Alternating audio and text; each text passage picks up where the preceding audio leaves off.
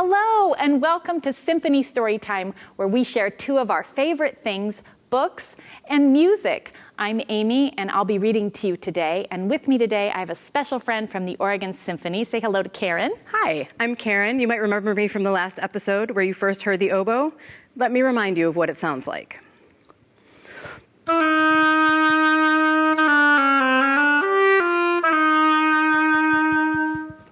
That's going to sound so good with our book, which is about a mama duck who saves her little ducklings from a sly fox. I think the oboe is going to work really well in this book. Do Like a Duck Does by Judy Hindley, illustrated by Ivan Bates, published by Candlewick Press. 5 little ducklings following their mother. Whatever any duck does, so does every other.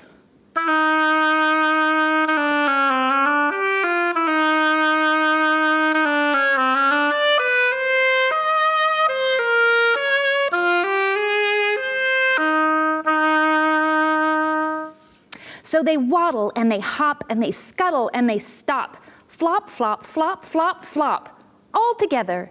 Quack, says Mama Duck. That's the way to be. Do like a duck does. Do like me.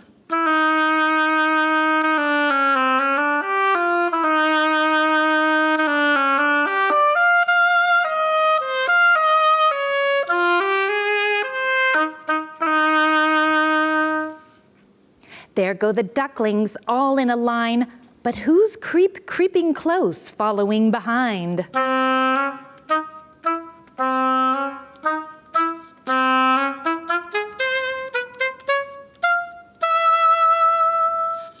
Wait, says Mama, you don't belong with us. Stop, says Mama.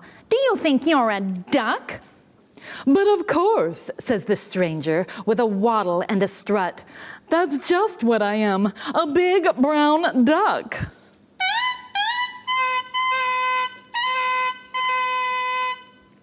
Well, he has no feathers and he has no beak. He has 4 claws on his hairy, scary feet. He has 2 ears that stick up a mile and a wicked foxy nose and a wicked foxy smile.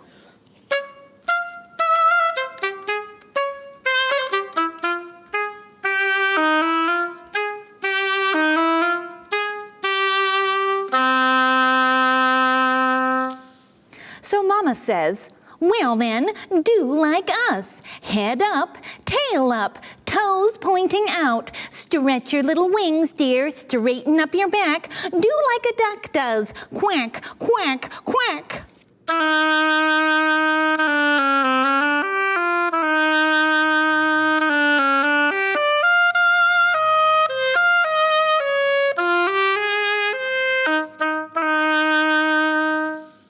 Mama leads them off together. Hop, hop, hop. 5 little ducklings and a big brown duck. A hairy, scary stranger. A very silly duck.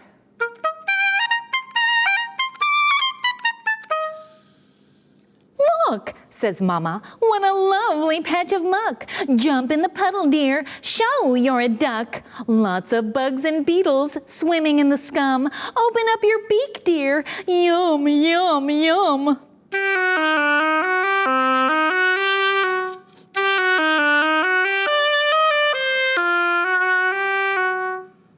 Now, the very hairy stranger has some notions of his own, and he's looking at the ducklings when he says, yum, yum.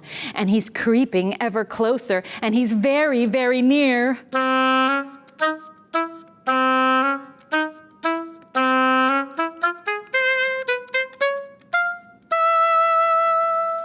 But Mama turns and catches him and says, look here, you don't like bugs, you don't like muck, you can't say quack. Are you sure you're a duck?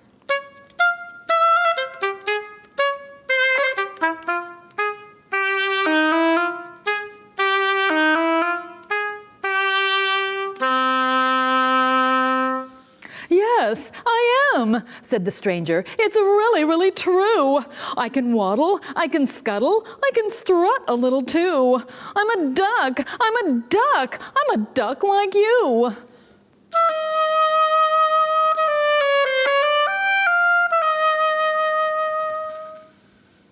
So Mama says, show it. Prove you're a duck. Do like the duck does. Do like us.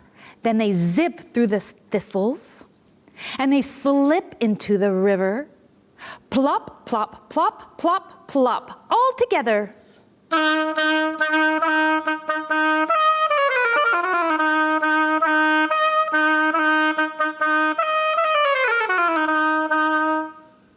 Down go the ducklings, all tails up, and down goes the stranger. Glup, glup, glup. So where are all the ducklings now? Here they all come. Plop, pop, pop, pop, pop, everyone.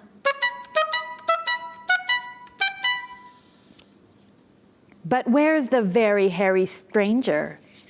Gone home.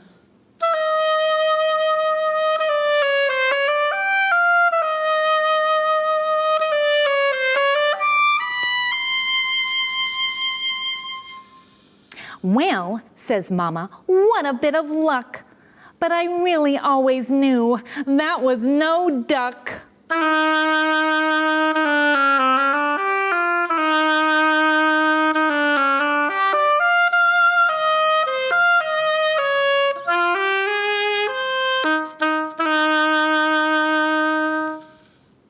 We love that story, and especially how much the music adds to it. Will you tell us more about the oboe and how you made those sounds? I will tell you. You may remember from last time that I mentioned that the oboe was a member of the woodwind family, which sits right in the middle of the orchestra, the heart of the orchestra. Lucky me. Let's take a little deeper dive into how the oboe works. I mentioned the double reed last time, which plays independently of the oboe itself. Did you know that I make these at home all by myself? I do. It requires a tube of wood that looks much like bamboo and this little cork staple or tube right here. I tie all of that together. I take a very sharp knife and I scrape it and I make it sound really pretty if I can. Is that how you made the duck sound? That's how I made the duck sound. In oboe world, we call that a crow, if you want to be an insider. We have some questions. I'd love to answer some questions from some of you. Ready for the first question? I'm ready. Okay. Lacey is 3, and she just wants us to know that she saw a duck once. I love that. Thanks for sharing that with us, Lacey. That is amazing. That is amazing. All right, second question. This is actually a question. Henry is 8, and he wants to know if you ever make mistakes. Henry, that is a fantastic question. Is there anybody listening to this right now who's never made a mistake? Raise your hand. Just kidding. Everybody makes mistakes. It is our job to play all the right notes at the right time, the way Maestro Kalmar tells us to. But of course I make mistakes. And I think the important thing about making a mistake is that you make it and you move on from it and you learn from it, but you don't dwell on it. Because if you dwell on a mistake, then you tend to make another one. So I try to let it go. That's true about everything, too, not just music. So true. Great question. We have one final question. It's from Elias, and he's 7, and he wants to know if you have a favorite piece of music.